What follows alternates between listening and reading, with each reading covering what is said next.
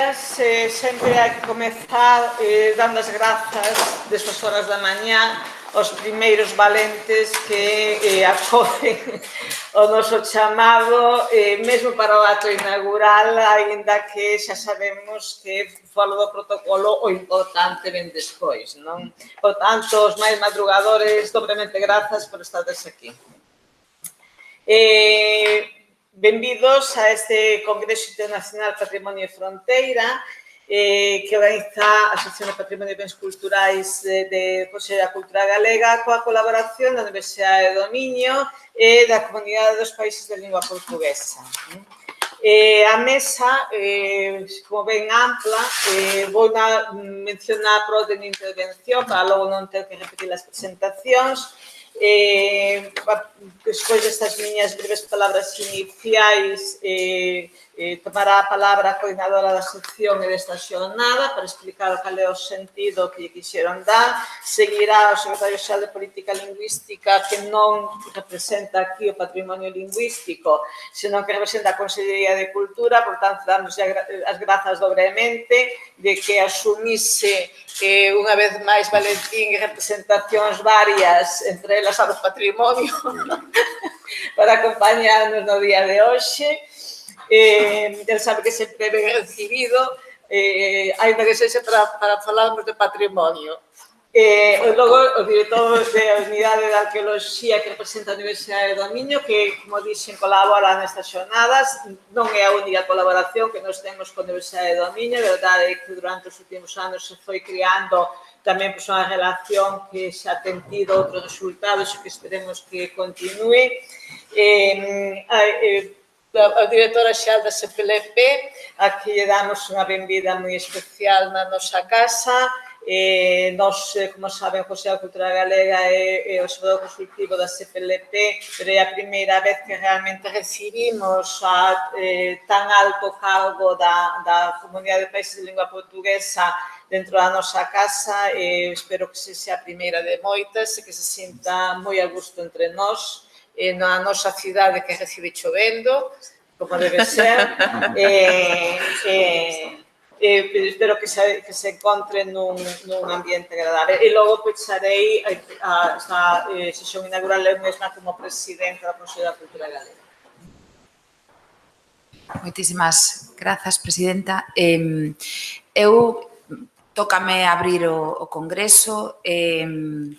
A verdade é que para min é unha honra que no seu momento teño que lembrar a persoa de Ramón Villares, o anterior presidente, porque foi en parte o iniciador desta idea de facer un congreso en colaboración por unha parte coa CPLP e por outra parte tamén coa Universidade do Miño, centrado nun dos aspectos, hai moitos, pero nun dos aspectos que nos une, que é a cuestión da fronteira, tanto como concepto como espazo no que teñen lugar unha serie de relacións tanto persoais como patrimoniais como de xestión que nos unen en certo modo. A idea de centralo nesta temática era un pouco esa, debatir ese concepto de fronteira non solamente como un elemento separador entre ambos os dous países, en concreto entre o sur de Galicia e o norte de Portugal, senón tamén como elemento de unión na liña de pensar neste espazo como un lugar transfronteirizo no que se producen moitos procesos que nos afectan e fundamentalmente afectan o noso patrimonio, que é un dos aspectos que nos interesan. A nosa intención era debatir este tema en torno a 3 mesas que, como está estructurado o Congreso, que terán unha serie de intervencións para as que contamos tanto con investigadores do noso país como con investigadores do país veciño, no que debatiremos en torno a 3 ideas. O concepto de fronteira como lugar de unión, o concepto de fronteira como lugar de separación e tamén a propia construcción e deconstrucción da fronteira, que será a última mesa. No primeiro caso, a nosa intención era analizar ese concepto como espazo de unión no que teñen lugar diferentes procesos culturais concretos que se materializan en patrimonios específicos.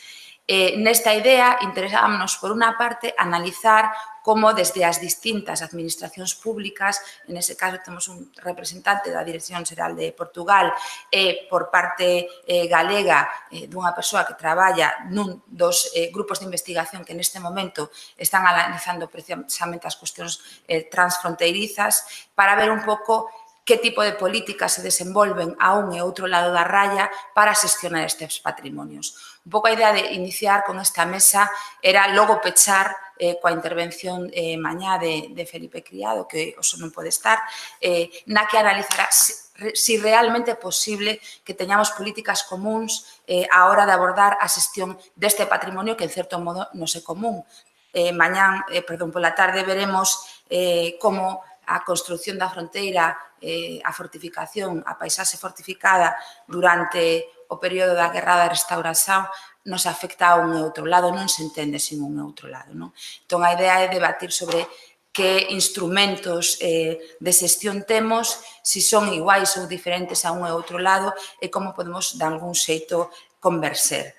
Tamén veremos dous proxectos centrados neste concepto da fronteira como unión, analizando o Museo de Vilar Formoso e toda a idea que está detrás dentro dun patrimonio inmaterial, pero que realmente produciu tamén a construción dunha fronteira nun momento da nosa historia recente moi concreto, que creo que será moi interesante, así como o traballo que no seu momento realizou Iago Seara, que estará, como digo, logo, en relación coa paisaxe transfronteiriza entre Valença e Tui, dentro dun proxecto de restauración da Catedral de Tui, que en parte entronca con un dos temas que se tratará na segunda mesa.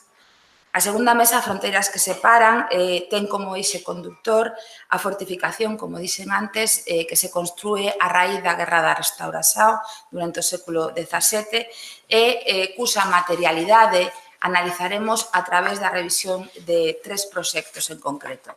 Por unha parte, todo o proxecto que está detrás da construción da paisaxe, que en parte vimos onte tamén con outra intervención un pouco diferente, de como eso se leva a unha paisaxe urbana, no caso de Valença, que o profesor Fontes nos contará mañá, e tamén como isto, de alguna maneira, se representa a través da cartografía histórica. E a mesa final é precisamente ver como ese proceso de construción da fronteira, nese caso, conlevou a separación de dos países. Tamén volveremos sobre eso, o ver como se sirve como un elemento precisamente de unión en torno á xestión cultural e á xestión patrimonial. E, como decía, finalmente pecharemos coa mesa Construindo Fronteiras, de Construindo Realidades, na que pretendemos, por unha parte, pechar cunha reflexión alrededor dos conceptos de fronteira e patrimonio, como estes son en certo modo converxentes e en certo modo o un contribúe á construcción do outro, analizando un pouco as fronteiras como un proceso constructivo e desde o punto de vista da necesidade de actuar sobre patrimonios que non son comuns desde ideas, desde marcos conceptuais, teóricos, metodolóxicos de xestión que tamén deberían ser comuns e que polo momento non é moi posible. Esperamos que teñamos 2 jornadas fructíferas de traballo, intentaremos a partir de aquí todos os materiais traelos nunha publicación. Unha vez máis, agradecer, como sempre, a participación, as actividades que levamos a cabo, tanto de vos como público como dos participantes que, sabendo as súas agendas, en moitos casos fixeron verdadeiros esforzos por estar hoxe aquí. Moitas grazas. Ben, moi bo día, señora presidenta do Consello de Cultura Galega, coordinadora da sección de patrimonio desta casa. Tamén saúdo ao profesor Luís Fontes, director da Unidade de Arqueoloxía da Universidade do Miño, e a directora xerente da Comunidade de Países de Lingua Portuguesa, da PLP, dona Jordiña Berros de Melo, a todos os poñentes que van a dar praxe ás palestras que hoxe aquí se van impartir, o director da Academia Xacobea. Dende a Xunta de Galicia e dende o Goberno galego valoramos dunha forma altamente positiva a celebración destas xornadas na medida en que a Dirección Xeral de Patrimonio, a cuxa directora, a dona Mari Carmen García Insua, teño que excusar hoxe aquí por razóns de axenda, as que acaba de facer referencia agora a Rebeca, e a que teño que representar, en o nome do noso conselleiro, do Román Rodríguez. O patrimonio é considerado como unha herencia moi importante, como un factor que marca a nosa paisaxe, a nosa ordenación do territorio, a nosa arquitectura e tamén moitas posibilidades, a nosa proxección cara ao exterior, o noso valor como identidade propia e tamén, como non, unha posibilidade de xeneración de riqueza. Estamos en Santiago de Compostela, en Galicia, que é final dun dos camiños máis antigos do mundo, que ainda hoxe ten esplendor e ten vigor. Ese patrimonio acumulado ao longo de tantos séculos e ao longo dunha tradición tan importante como é a tradición xacobea, por poñer só un exemplo, pois eu creo que é unha boa mostra en calquera lugar onde nos atopemos para demostrar que o patrimonio conservado, o patrimonio vivo, o patrimonio investigado, estudado, proxectado, é hoxe en día quizáis un dos motores de explosión máis fortes que pode ter unha sociedade e que pode ter mesmo a economía desa sociedade na xeración pois de turismo, de proxección, de convocatoria de distintos grupos e de distintos colectivos.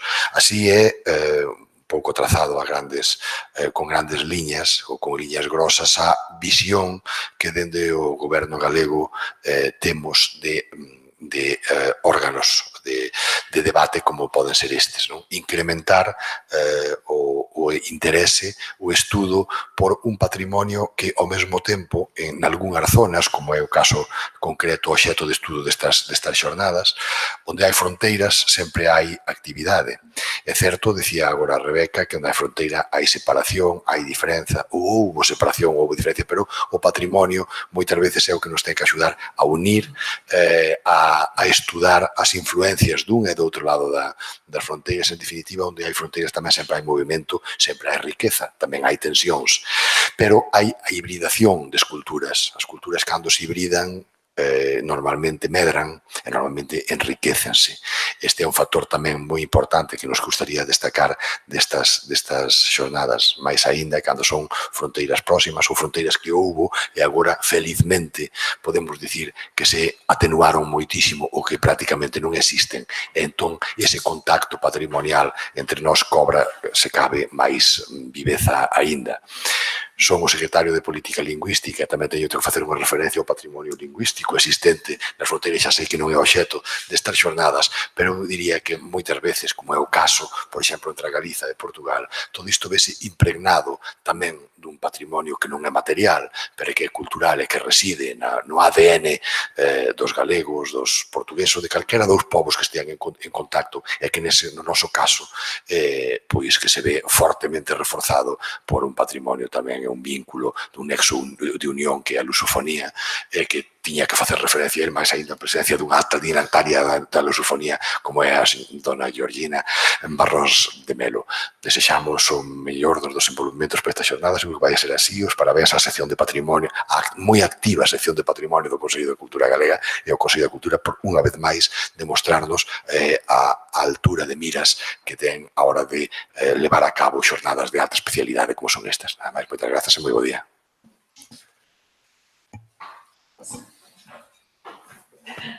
Muito bom dia.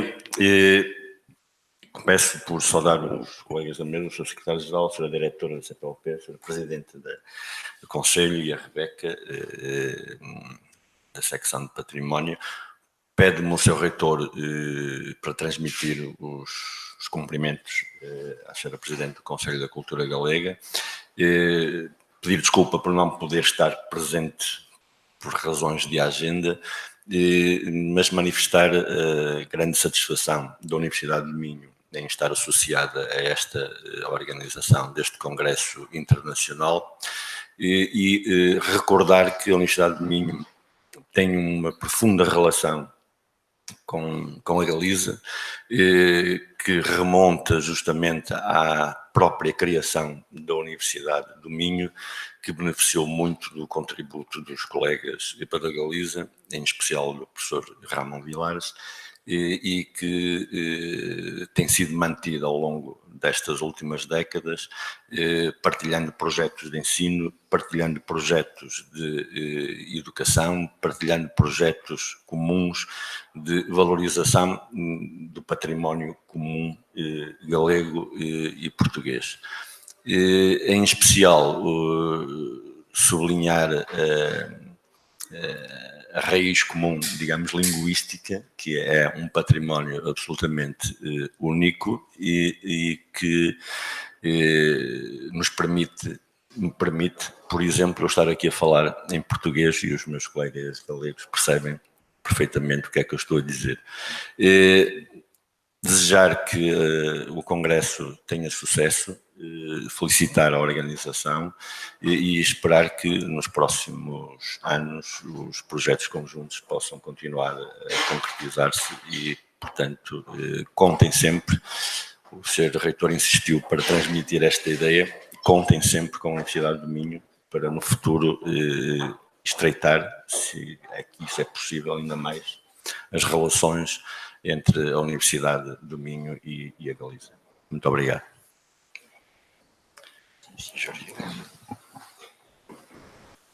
Muito bom dia a todos, Senhora Presidente, Senhor Conselheiro, Senhora Coordenadora, Senhores Professores, caros investigadores, minhas senhoras e meus senhores. É um prazer estar convosco nesta iniciativa do Conselho da Cultura Galega, organização da sociedade civil galega, a que em 31 de outubro de 2016 o 21º Conselho de Ministros da Comunidade dos Países de Língua Portuguesa outorgou a categoria de observador consultivo. Permitam-me, antes de mais, saudar as autoridades civis e académicas presentes e apresentar os meus respeitos à Senhora Presidenta, com votos de muitos sucessos no exercício do seu mandato. Saúde igualmente os membros da Comissão Organizadora e da Mesa do Congresso e os colegas aqui do painel de abertura, os ilustres conferencistas, bem como todos e todas os participantes. Constitui para mim um grande prazer participar dos trabalhos desta Assembleia. Aguardo com muito interesse as anunciadas comunicações. Por isso, reitero os meus agradecimentos pelo convite que me dirigiu a Senhora Presidenta, que muito me honra, bem como à CPLP.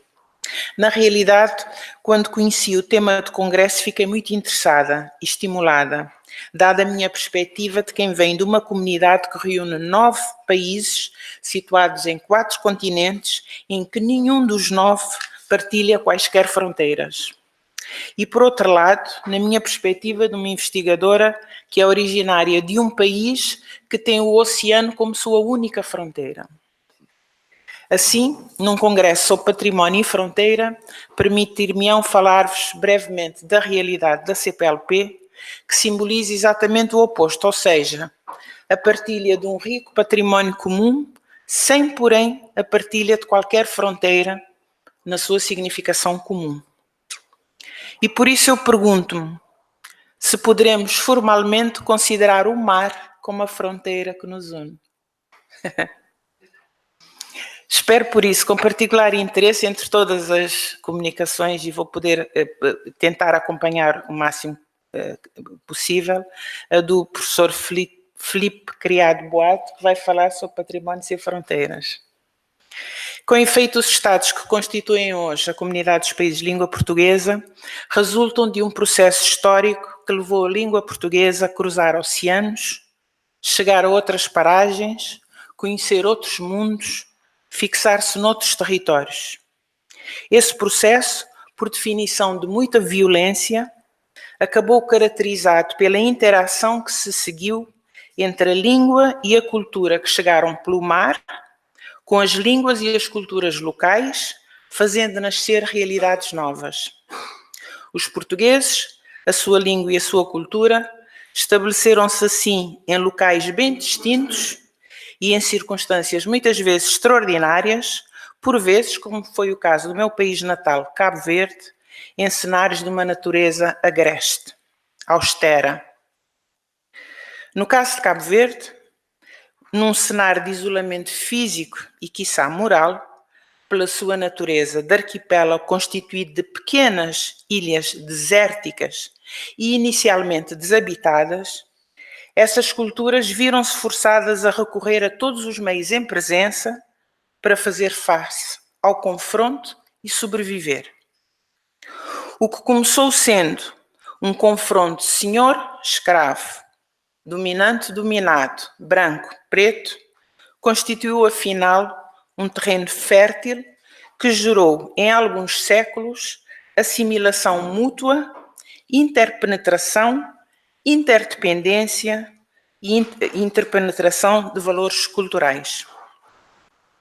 O processo deu lugar a um mundo pujante pela única via capaz de reconhecer e conciliar os conflitos identitários e as confrontações entre as culturas em presença, o processo da mestiçagem.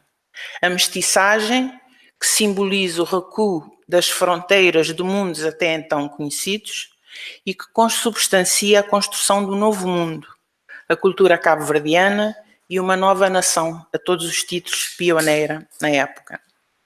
Cabo Verde, falo-vos naturalmente sempre do meu país, é uma sociedade que resulta do confronto de um conjunto de culturas que foram confrontadas no século XV, a europeia maioritariamente, não exclusivamente, mas maioritariamente portuguesa, porque há galegos no meio desta história, não é?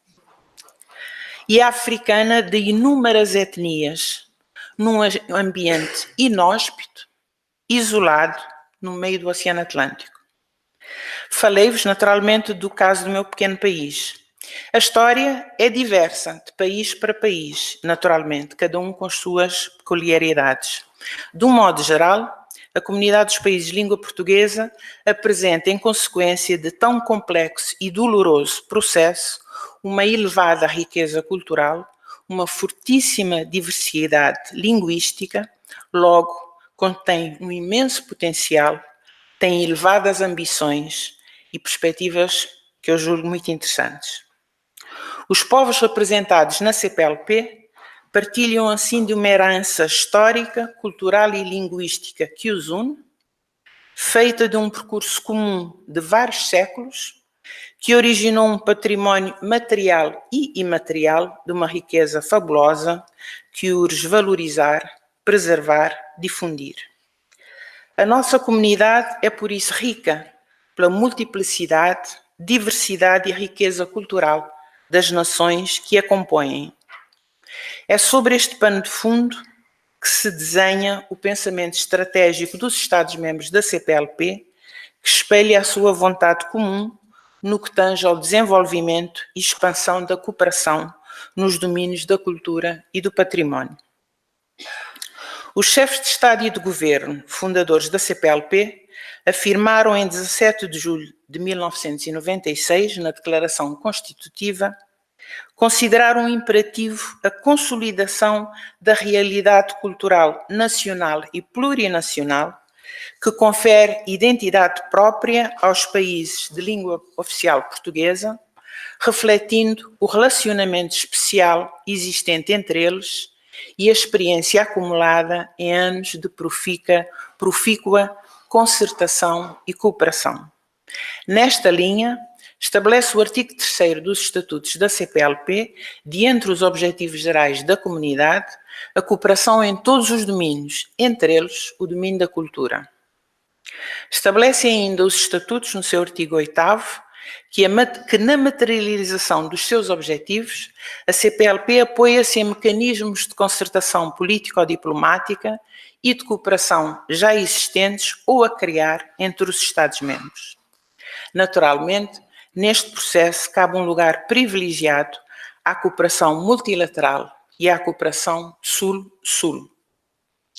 O nosso património, tanto no que tem de comum quanto na sua diversidade, tem potencial decisivo para o aprofundamento das relações entre estes povos, para motivar o desenvolvimento das economias dos Estados-membros, o conselheiro falava há pouco desse aspecto, particularmente em setores como o turismo, as indústrias criativas, bem como para a afirmação da CPLP no mundo. Acho que estamos em sintonia nessa perspectiva. Reconhecendo a importância da cultura para a consolidação dos objetivos fundamentais da comunidade, a reunião dos ministros da cultura da CPLP adotou, a 11 de abril de 2014, em Maputo, um plano estratégico de cooperação cultural multilateral. Este documento orientador está fundado no princípio da multilateralidade e visa o horizonte de 2020. Com efeito, entendem os ministros da cultura dos Estados-membros que a multiplicidade das formas de expressão da cultura dos povos dos Estados que integram a CPLP configura uma riqueza ímpar e uma perspectiva que requer uma cooperação multilateral harmoniosa. Riqueza cujo potencial apenas poderá ser desencadeado na sua plenitude se formos capazes de estabelecer mecanismos facilitadores da cooperação, visando tanto a mobilização de meios técnicos e financeiros que permitam o seu desenvolvimento, quanto a garantia da inclusão e da participação dos cidadãos na preservação, exploração e usufruto desse património. E, nesse sentido, foi muito interessante ouvir as palavras da senhora Presidente há bocado, antes de começarmos, sobre o interesse que na Galiza tem a temática do património e todas as informações que nos foram dadas sobre o conjunto de atividades do Conselho da Cultura Galega. Por outro lado, os ministros da Cultura dos Estados-membros sublinham que importa reconhecer o papel relevante que a cultura assume no contexto internacional, enquanto direito do homem e dos povos, contribuindo ativamente para a construção da identidade coletiva, a transmissão de conhecimento e de saber, mas contribuindo também para a produção de bens e serviços, a dinamização de atividades económicas, a criação de riqueza e, consequentemente, para o desenvolvimento social. O Plano Estratégico de Cooperação Cultural Multilateral propõe-nos uma visão para um período de 6 anos, 2014-2020. De entre os seus objetivos específicos, pode-se ler o de, e vou citar, estruturar e fortalecer a relação entre os países da CPLP no campo do património cultural, com vistas à sua preservação, valorização e difusão. Fim de citação. O racional subjacente aos programas e projetos que compõem o plano estratégico é que a cultura está no centro dos debates contemporâneos sobre a identidade, a coesão social, o respeito pela diversidade cultural e assume crescente importância nas relações de cooperação e intercâmbio, fundadas cada vez mais no interconhecimento e na compreensão recíproca entre os homens e os povos. O plano estratégico está organizado em 5 eixos. O quarto desses eixos, denominado Património Cultural e Memória Histórica da CPLP, nesse quarto eixo pode-se ler que a recuperação do acervo histórico dos Estados-membros da CPLP e a criação de mecanismos que facilitem a reprodução deste património comum constituem igualmente uma base estratégica com vista à recuperação e partilha da memória histórica da comunidade. Por sua vez, o plano de ação que integra esse plano estratégico prevê intervenções em matéria de acervo histórico, preservação e restauro do acervo audiovisual, rede de museus, promoção do património cultural e atlas do património arquitetónico da CPLP. Está assim aberto o caminho para que muitos projetos de preservação patrimonial possam ver a luz do dia, enriquecendo o património coletivo, valorizando a história comum, adensando o tecido das relações culturais entre as nações, fortificando os laços de cooperação e amizade entre os países da comunidade. E eu acredito que as recentes decisões do Parlamento da Galiza abrem caminho a que estas iniciativas possam ganhar outra dinâmica nesta relação que já é tão forte com o Minho e com a Universidade do Minho e, portanto, acredito que há muito espaço para que se façam coisas muito interessantes neste capítulo entre os nossos países. Agradeço a vossa atenção, agradeço mais uma vez o convite da senhora Presidente que me permite estar entre vós nesta belíssima Santiago de Compostela que tanto nos comove e tanto nos inspira e faço votos de bom trabalho ao Congresso. Muito obrigada. Efectivamente, cando pouco despois da entrada do Consello de Cultura Galega como observador consultivo da CPLP nos propuxemos indicar algún tipo de actividade no que nos poderíamos colaborar ou que podíamos promover, pensamos que justamente no campo do patrimonio era onde podíamos ofrecer unha primeira actividade para celebrar conxuntamente e pensamos que ademais dentro do patrimonio un tema interesante podía ser relacionar o patrimonio e a fronteira por varias razóns.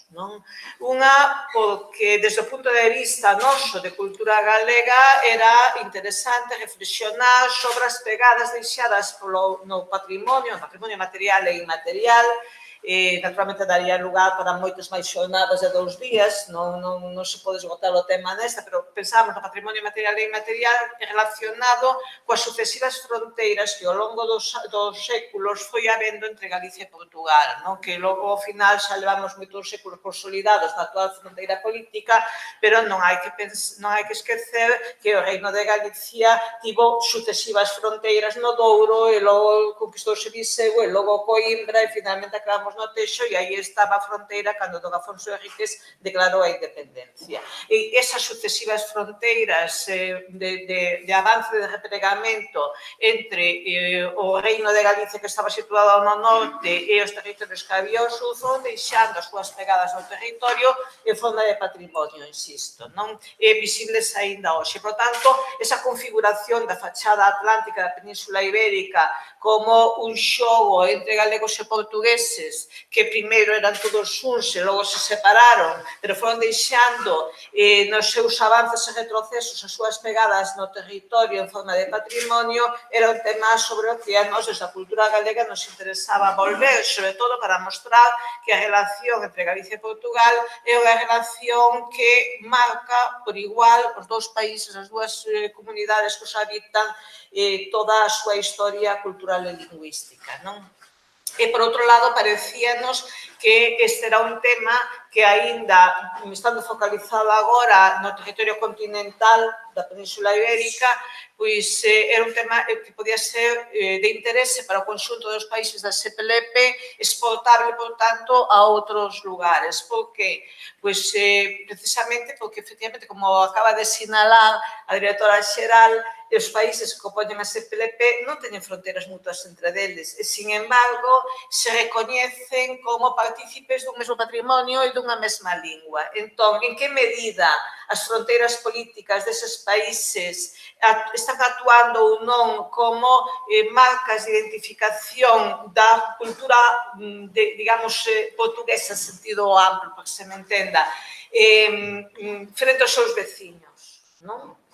Como está actuando a fronteira na identificación como partícipes dunha cultura semellante a de outros países que están situados a moitos kilómetros de distancia e en que medida a fronteira está limitando ou se trascende esa fronteira de algún xeito. E xa que nos poñemos nas fronteiras de outros países, a nós, como cultura galega, tamén nos interesa, de maneira moi especial, por poñer un exemplo, a fronteira sur do Brasil. Porque a fronteira sur do Brasil, que é a fronteira do que, así, digamos, cunha terminoloxía un tanto de andar por casa doméstica, lingüística, chamamos portuñol. Na configuración do portuñol non solamente están as idas e voltas da fronteira do Brasil frente aos territorios da coroa española que estaban máis ao sur, senón tamén está moita participación dos centos de miles de galegos que foron os que poboaron ese territorio. Por tanto, nos vemos que nese territorio parte do portuñol é a pegada dos galegos que realmente foron colocados naquele territorio e que non eran falantes de español. Por tanto, debía ser un portugaliñol, unha cosa por estilo. Quero dicir que esas outras fronteiras que non son a fronteira entre Galicia e Portugal son fronteiras que a nós como cultura galega tamén nos interesa. Entón, ese foi o tema que quixemos propoñer á Comunidade de Países de Lingua Portuguesa para arrincar a colaboración do Consello pensando en que podía ter logo trascendencia noutros encontros, noutros foros, con outros países, con outras fronteiras, sempre intentando ver que o que pasa nas fronteiras, porque na fronteira hai dúas fronteiras simultaneamente. É dicir, cando falamos de fronteira, estamos pensando nunha raya que se debuxa no mapa e esa raya existe. É dicir, unha raya mental, pero existe. Porque dun lado e do outro desa liña se confrontan dúas comunidades, dúas identidades. E esa liña que está situada no mapa, en que uns e outros se miran recoñecendo moito máis a diferenza que a similitude normalmente, van engrosando o carácter da fronteira, esa liña da fronteira fese cada vez máis grosa e as identidades confrontadas estáse construindo continuamente. Entón, esa liña que parece que non está no territorio realmente está. E podemos poñer moitos exemplos e tamén exemplos de trascendencia no patrimonio físico. En fin, falamos das fortalezas, pero tamén podemos poñer moitos exemplos de que esa liña existe no patrimonio inmaterial. Pero ao mesmo tempo que hai esa liña, hai un espazo fronteirizo. Hai un espacio de intereses compartidos, intereses mutuos, que teñen as dúas comunidades que están a un lado e outro da fronteira. E que non comparten cos que están moito máis afastados da fronteira. Hai un espacio arraiano de intercambio, de complicidades, pensemos no contrabando e en todo o que iso xera. Hai como unha sociedade fronteiriza que configura un espazo que tamén deixa a súa pegada no patrimonio material e inmaterial. Por tanto, sobre a mesma fronteira de que estamos falando, temos que pensar que hai unha fronteira A en forma de raya e hai unha fronteira B en forma de grande espazo en que se comparten e, además, que crea unha idiosincrasia transfronteiriza que comparten todos os que están alrededor dunha fronteira e que non comparten co resto da súa comunidade. Nos podíamos falar do carácter transfronteirizo que teñen as localidades que están á beira do río Miño facendo fronteira co Miño portugués ou da raya ourensana. E ese carácter que eles teñen de arraianos non o comparten cos do norte de Lugo ou cos do norte da Coruña, que tamén teñen a súa fronteira no mar. Pero do outro lado está Inglaterra, con esos pouco se comparte actualmente. Quero decir, pero os que están dun lado e do outro da fronteira sí que teñen un carácter especial de povos fronteirizos. Por tanto, nós temos que conxugar as dúas visións da fronteira. E é o que nos resolve o problema sempre que dicimos, a fronteira sur non se separa. Pois depende. O sea, un bo galego diría depende se se trata da fronteira A ou da fronteira B. Entón, sobre todo iso, sobre o que temos que reflexionar e, sobre todo, que pegada queda aí, porque eu que, xunto con Valentín, non sei se alguén máis, hai algún outro filólogo na sala, nós poderíamos poñer todos os exemplos de algo xa moi estudiado por a filoloxía portuguesa, por tanto, non é visto desde Galicia, senón visto desde Portugal. No mapa de Portugal estamos xa as pegadas lingüísticas das sucesivas fronteiras que se foron establecendo durante a reconquista dos do norte cara ao sur e logo o apregamento posterior. E son visibles na variación dialectal do portugués actual. Perfectamente visibles. Esa raya que se moveu segue estando pintada nos mapas lingüísticos de Portugal. 800 anos despois, 600 anos despois, 400 anos despois, e supoño que durante moitos máis centos de anos despois. Igual que pasa con este patrimonio inmaterial lingüístico, pasará con outros patrimonios. Por tanto, aí temos un nexo común, aí temos unhas fronteiras que nos están relacionando permanentemente. E esa reflexión sobre a fronteira que nos queríamos traer a través, neste caso, do patrimonio. Reitero a benvida a todos, o agradecemento por estaren aquí, por suposto, os membros da mesa, e espero que teñan unhas boas xornadas, o tempo acompaña, para que estean aquí, reflexionando, quentiños, secos, En todo caso, pois, moitas gracias a todos pola súa contribución, que sen dúbida será moi interesante.